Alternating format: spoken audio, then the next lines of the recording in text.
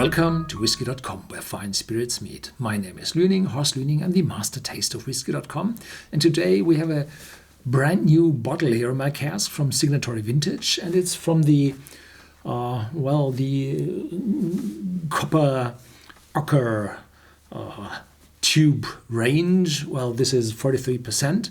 And this is one of my special series of whiskey from the Signatory Vintage independent bottler, because they show a lot of very old, inexpensive whiskies which are, well, far better than the 43% ABV and the chill filtration puts in the heads of the connoisseur. This one is younger. This is not one of those 15, 17, 18, 19, 23-year-old which are typically bottled in this series. This is younger. This is from 2006 from the Royal Brackla distillery, and it's 10 years old. It was distilled on November 7th, 2006 and was bottled on September 8th, 2017, and I got this one to it with me when I visited the Edredauer distillery, where the Signatory Vintage brand is at home, in October 2017. So this is real brand new, and it was matured in hogshead. It's quite light. So these hogsheads are refill casks, and there had been two casks mixed together, 310,856 and 858. So there's a sequence, and two casks of this sequence were bottled. The total outcome had been 766 bottles. And this shows that the Signatory Vintage company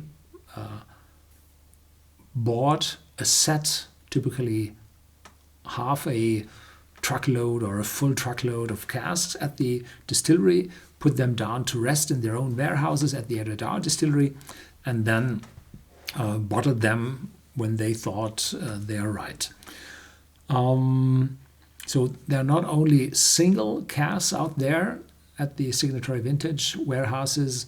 No, there are a lot of them, and they picked two of them to show the typical character of Royal Brackla. And Royal Brackla issued several original brands a few years ago, and I'm happy that they also sold bottles to the independent bottlers, so that we are able to have a more individual bottling available.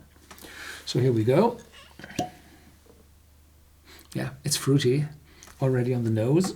The cask influence will be quite low, because here we have refill casks, and the distillery character will still be strong, because the whiskey is not that old, just 10 years of age.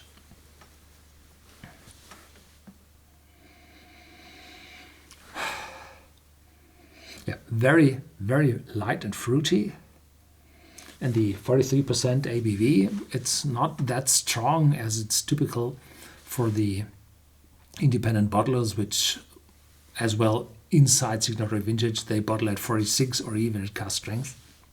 No, they keep this series with the copper part tube down at 43%, and there's a new series out there with 40% of ABV, which is not chill filtered, which is really cloudy. So this one is chill filtered. It is clear, as well people like to have their whiskey.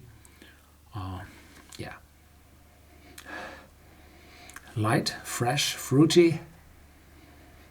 Some, tangerine in it, and very faint caramel vanilla note. Well, they are refill casks which do not have that much in it.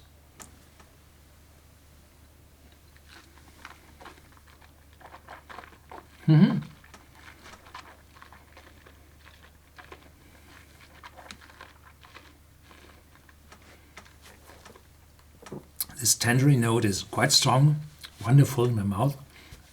And after that, The oak kicks in, quite hefty. Spiciness develops, which is, well, not thought about that in the beginning. It was so light and fruity, and now the main taste shows quite a distinct oakiness, but not with the vanilla and caramel in front, but with a decent spiciness in the back, but not bitterness, because it has only rested for 10 years in those casks. Yeah, this is a dangerously sipping whiskey, so be careful with this one. It's so pleasant and light in the nose, and it's wonderful in the mouth, but with no long aftertaste, so that you demand for more after, well, half a minute. So this is a typical space cider. No, Royal Brackla isn't a space cider, isn't it? I think it's a Highlander. Yeah, I think so. It's too much in the west of the Highlands. Thank you very much for watching. Stay tuned. There's more to come, as always.